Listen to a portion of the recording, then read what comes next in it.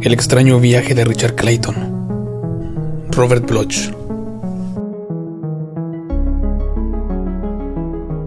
Richard Clayton se asió de tal forma que quedó erguido como si fuera un saltador esperando para zambullirse desde un alto trampolín hacia el azul. Realmente era un saltador. Una espacionave plateada era su trampolín y pensaba zambullirse no hacia abajo, sino hacia arriba, hacia el cielo azul. Y tampoco pensaba recorrer 9 o 10 metros, sino que se zambulliría millones de kilómetros. Con una profunda inspiración, el regordete y barbudo científico alzó sus manos hacia la fría palanca de acero, cerró los ojos y jaló. La palanca se movió hacia abajo. Por un momento no sucedió nada. Luego un repentino estremecimiento lanzó a Clayton por el suelo. La Futuro se estaba moviendo. De alas de pájaro batiendo mientras se alzan al cielo, de alas de mosca zumbando en su vuelo, de estremecimientos que sacuden los músculos que saltan, de todas estas cosas estaba compuesto el golpe. La espacionave Futuro vibraba locamente, se agitaba de un lado a otro y un zumbido estremecía las paredes de acero. Richard Clayton yacía atontado mientras crecía un zumbido agudo en el interior de la nave. Se puso de pie frotándose la magullada frente y se tambaleó hasta su pequeña litera. La nave se estaba moviendo y sin embargo la terrible vibración no disminuía. Contempló los controles y maldijo suavemente. Buen Dios, el panel está roto. Era cierto, el cuadro de mando se había roto por el tirón. El cristal partido había caído al suelo y los diales colgaban inútiles de la faz desnuda del panel. Clayton se sentó desesperado. Esto era una gran tragedia. Sus pensamientos retrocedieron 30 años hasta el tiempo en que, siendo un niño de 10 años, había sido inspirado por el vuelo de Lindbergh. Recordó sus estudios y cómo había utilizado el dinero de su millonario padre para perfeccionar una máquina voladora que cruzaría el espacio mismo. Durante años, Richard Clayton había trabajado, soñado y planeado. Había estudiado a los rusos y a sus cohetes y organizado la Fundación Clayton y contratado mecánicos, matemáticos, astrónomos e ingenieros para trabajar con él. Y entonces había producido el descubrimiento de la propulsión atómica y la construcción de la Futuro. La Futuro era un casco de acero y duraluminio, sin ventanas y aislado por un proceso secreto. En su pequeña cabina había tanques de oxígeno y depósitos con tabletas alimenticias, productos químicos energizantes, un sistema de aire acondicionado y el suficiente espacio como para que un hombre pudiera caminar 6 pasos. Era una pequeña celda de acero, pero en su interior Richard Clayton pensaba realizar sus ambiciones.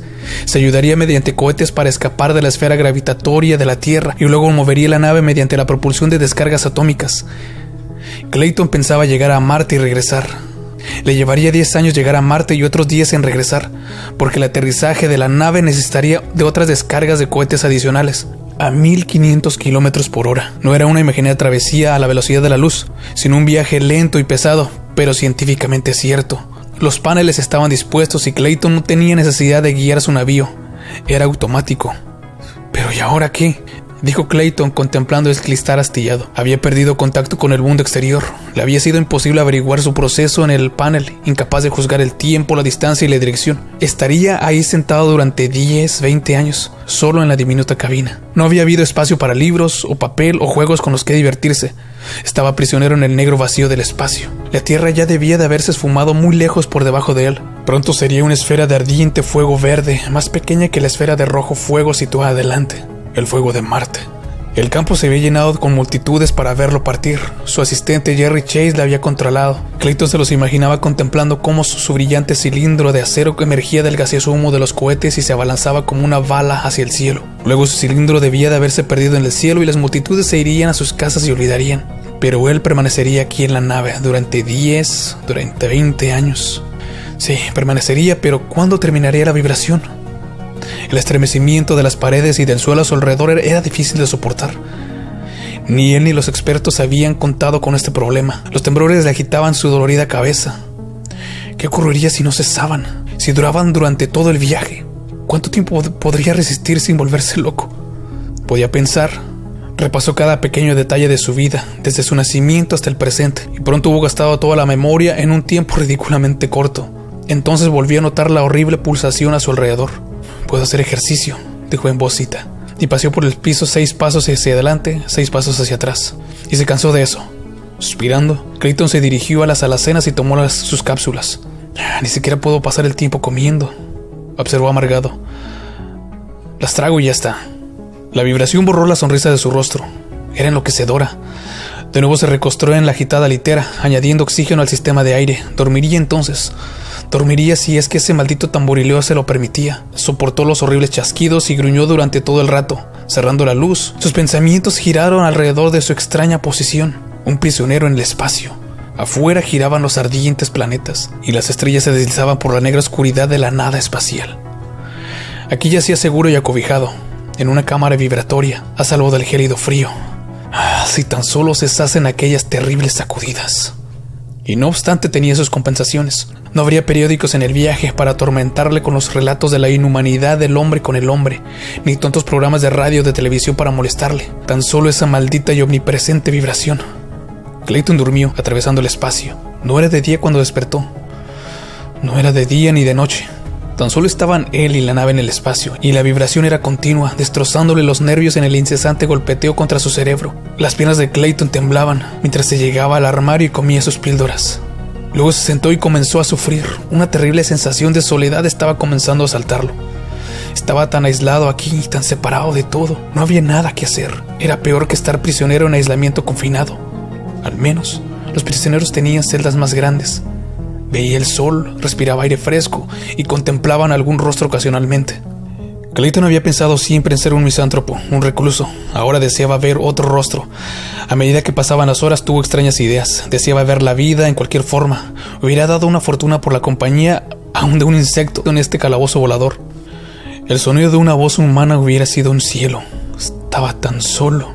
No había nada que hacer sino soportar los tirones, pasear por el estrecho suelo, comer sus píldoras, tratar de dormir. Nada en qué pensar.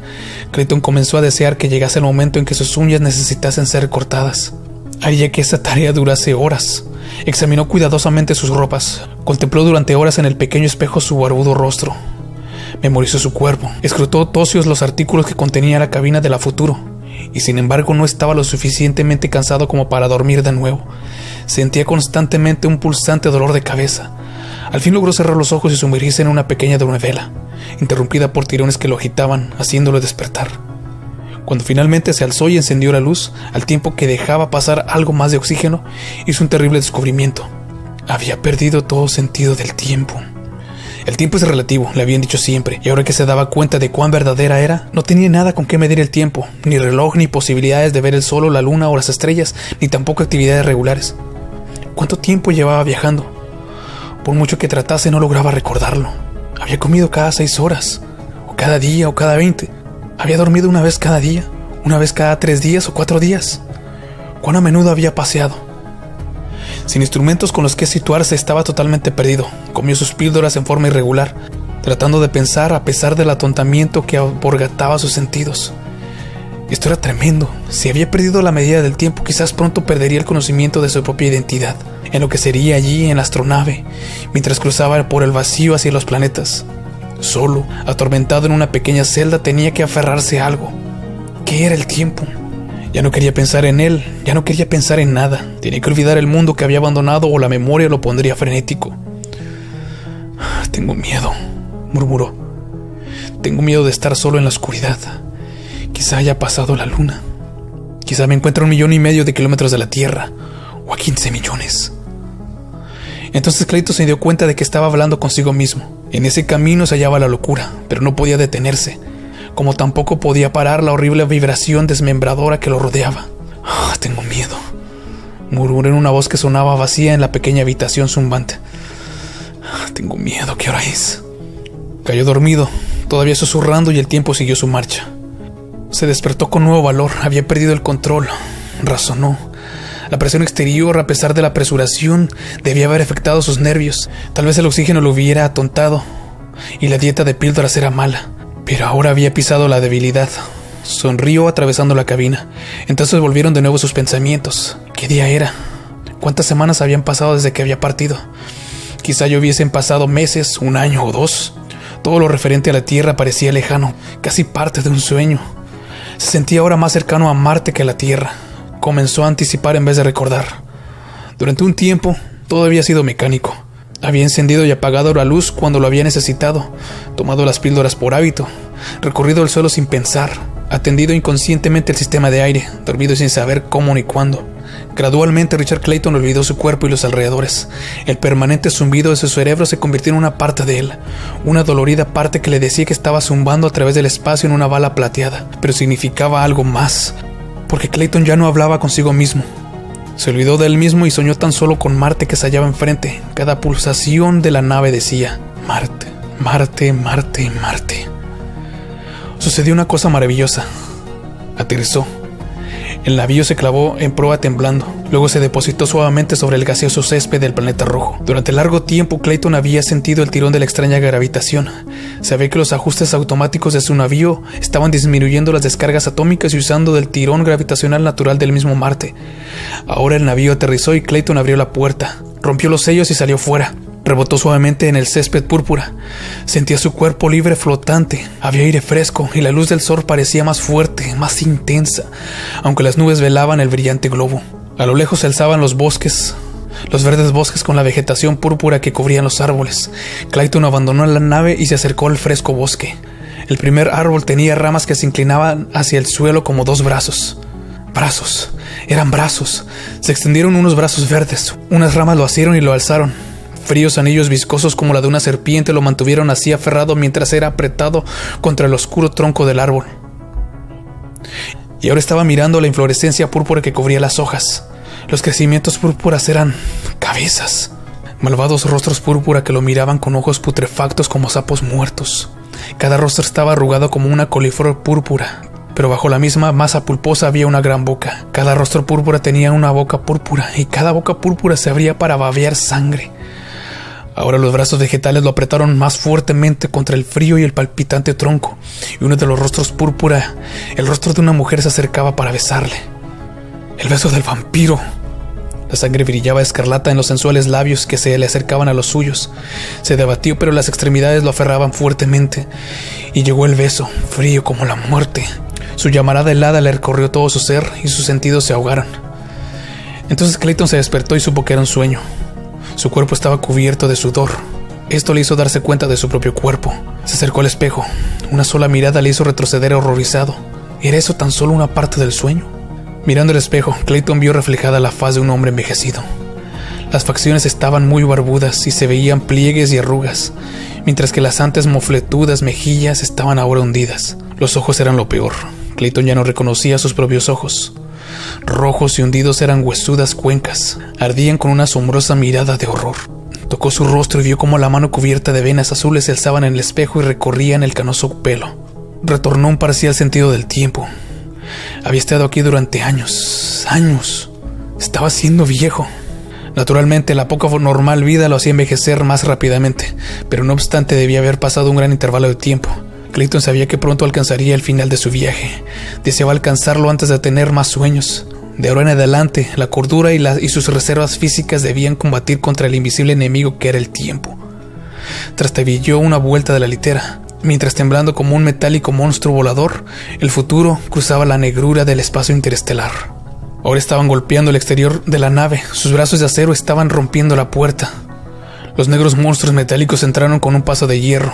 Sus severos rostros tallados en acero no tenían ninguna expresión cuando aferraron a Clayton por los costados y lo arrastraron fuera. Se lo llevaron a través de la plataforma metálica, caminando tiesos con pies que clacateaban al chocar contra el metal. Grandes tubos de acero se alzaban en plateadas espiras a todo su alrededor y lo llevaron a una torre de hierro. Subieron las escaleras. Clan, clan, clan resonaban los grandes pies metálicos. Las escaleras de hierro giraban sin fin y sin embargo continuaban. Sus rostros estaban fijos y el hierro no suda. Nunca se cansaban, pero Clayton era una basura jadeante cuando alcanzaron el domo y lo empujaron ante la presencia en la habitación de la cúspide. La voz metálica zumbó mecánicamente como un disco fonógrafo roto. Lo hallamos en un pájaro, oh amo. Está hecho de levadura. Está vivo en alguna extraña manera. Un animal. Entonces dijo la resonante voz del centro de la habitación de la torre. Tengo hambre. Alzándose en un tono de hierro sobre el suelo estaba el amo, simplemente una gran trampa de hierro, con mandíbulas metálicas similares a las de una pala mecánica. Las mandíbulas se abrieron con un clic y los horribles colmillos brillaron. Una voz llegó de las profundidades. Lanzaron a Clayton hacia adelante con brazos de hierro y cayó dentro de las mandíbulas trampa del monstruo. Las mandíbulas se cerraron masticando con gusto a la carne humana. Clayton se despertó chillando. El espejo brilló cuando sus temblorosas manos encontraron el interruptor de la luz. Contempló el rostro de un hombre envejecido, con el cabello casi blanco. Se estaba haciendo viejo y se preguntaba si su cerebro resistiría. Comer píldoras, caminar en la cabina, escuchar la vibración, regenerar el aire, acostarse en la litera. Eso era todo ahora, y el resto, esperar. Esperar en una zumbante cámara de tortura durante horas, días, años, siglos, incontables eones. Y cada eón, un sueño. Aterrizaba en Marte y los fantasmas llegaban enroscándose desde una neblina grisácea. Eran formas en la neblina, como cenagoso ectoplasma, y podía ver a sus a través. Pero se retorcían y llegaban, y sus voces eran débiles susurros en su alma. Aquí hay vida, susurraban. Nosotros cuyas almas han cruzado el vacío tras la muerte, hemos esperado vida para tener un festín. Tengámoslo ahora. Y lo ahogaban bajo las grisáceas sábanas, y sorbían con grises bocas chuponas su sangre. De nuevo aterrizaba en el planeta y no había nada, absolutamente nada. El suelo estaba desnudo, y se extendía hasta horizontes de nada. No había ni cielo ni sol, tan solo el suelo sin fin en todas direcciones. Puso cautamente el pie en él, se hundió en la nada. La nada vibraba ahora, como vibraba la nave, y lo estaba tragando. Estaba cayendo a un profundo pozo sin lados, y la inexistencia se acercaba sobre él. Clayton soñó esto último estando de pie. Abrió sus ojos ante el espejo. Sus piernas estaban débiles, y se sujetó con manos que temblaban por la edad. Miró al rostro en el espejo. La faz de un hombre de 70 años. Dios, murmuró.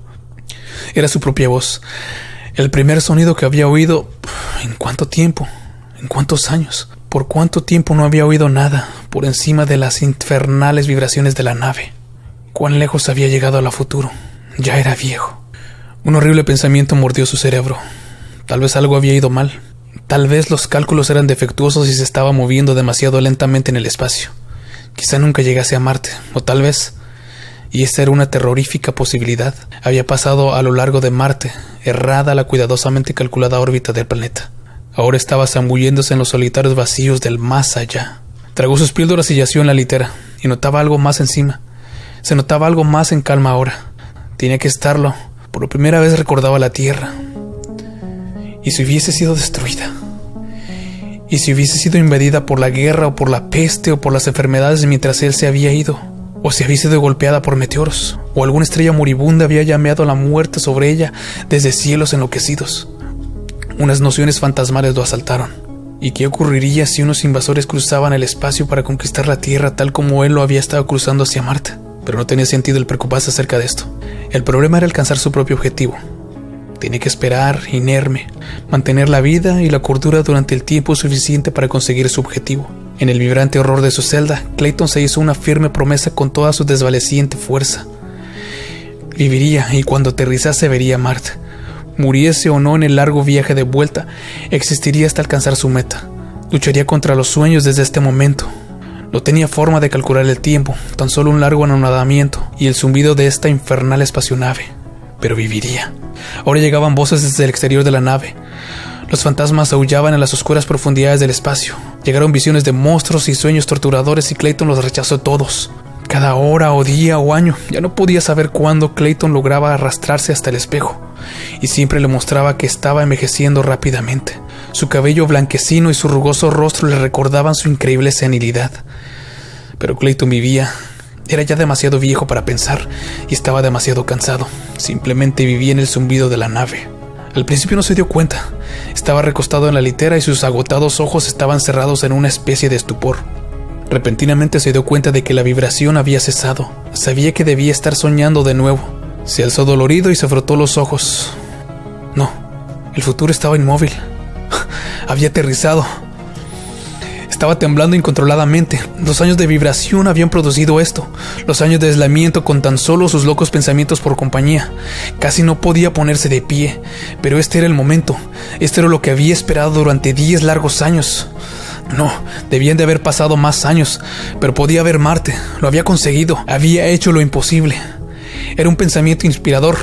pero de alguna forma Richard Clayton le habría dado todo por saber tan solo en qué tiempo se hallaba y oírlo en una voz humana. Se tambaleó hasta la puerta, la puerta sellada hacía tanto tiempo. Había una palanca. Su anciano corazón bombeó excitado cuando empujó la palanca hacia arriba. La puerta se abrió. La luz del sol se deslizó en el interior. El aire sopló, aire que cosquilleó en sus pulmones y la luz no le hizo parpadear. Sus pies lo estaban llevando fuera. Clayton cayó en brazos de Jerry Chase. No sabía que era Jerry Chase, ya no sabía nada. Había sufrido demasiado. Chase estaba contemplando el debilitado cuerpo que yacía en sus brazos. ¿Dónde está el señor Clayton?, murmuró. ¿Quién es usted? Contempló la envejecida y arrugada cara. Pero si es Clayton, jadeó. Señor Clayton, ¿qué es lo que ha ido mal? Las descargas atómicas fallaron cuando se puso en marcha la nave, y lo que pasó fue que continuaron estallando. La nave nunca abandonó la Tierra, pero la violencia de las descargas nos impidió llegar hasta usted hasta ahora. No podíamos acercarnos al futuro hasta que se detuvieron. Hace un poco la nave dejó de temblar. Lo hemos estado vigilando de día y de noche. ¿Qué le pasó a usted, señor? Los apagados ojos azules de Richard Clayton se abrieron. Su boca tembló mientras débilmente suspiraba. Perdí la medida del tiempo. ¿Cuánto tiempo he pasado en el futuro? El rostro de Jerry Chase era grave cuando miró de nuevo al viejo y respondió suavemente. ¿Tan solo una semana? Y mientras los ojos de Richard Clayton se helaban con la muerte, el largo viaje terminó.